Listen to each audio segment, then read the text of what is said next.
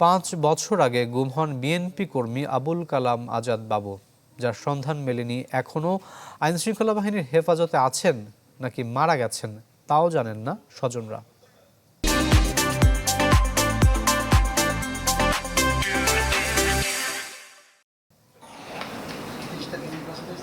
2019 সালের 20 জানুয়ারি ওই দিন সন্ধ্যায় খুলনার কাশেমনগর এলাকায় বাড়ির সামনে দাঁড়িয়েছিলেন বিএনপি কর্মী আবুল কালাম আজাদ বাবু।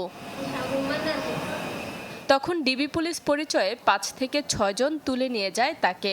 5 দিন পর সদর থানায় সাধারণ ডায়েরি করেন তার স্ত্রী। দীর্ঘদিন খোঁজাখুঁজি করেও সন্ধান মেলেনি।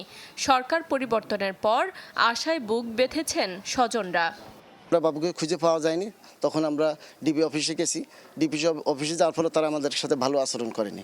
শেখ হাসিনা সরকার পতনের পরের দিন যখন ওই আয়নাঘর দেখলো, আমার আম্মা বলতেছে, কান্নাকাটি করতেছে আর বলতেছে যে ইনি যখন এতদিন পরে ফিরে আসতে পারিছে, বাবুর ঘটনা তো বেশি দিন না, তাহলে একটু খোঁজ খবর নিয়ে দেখ। আমার বাবা যদি বেঁচে থাকে তাহলে আমাদের কাছে ফেরাই দেখ, আর যদি মারা যায় তারও একটা আমরা সন্ধান চাই।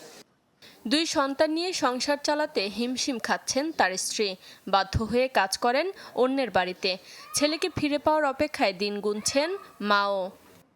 আমার 2টো ছেলে, বড় ছেলেটাই যে ডেলি কাজ করে খায়, আর ছোট ছেলেটা মাদ্রাসায় রাখি, কারণ আমার সংসার চালানোর মতন কোনো ক্ষমতা নাই। মানুষ তো 10 বছরও আসে, 20 বছরও আসে, তা আমরা বাবু নির্দোষী বাবু। আমি নামাজ পড়ি, কই আল্লাহ ওর জন্য বাসায় রাখতে।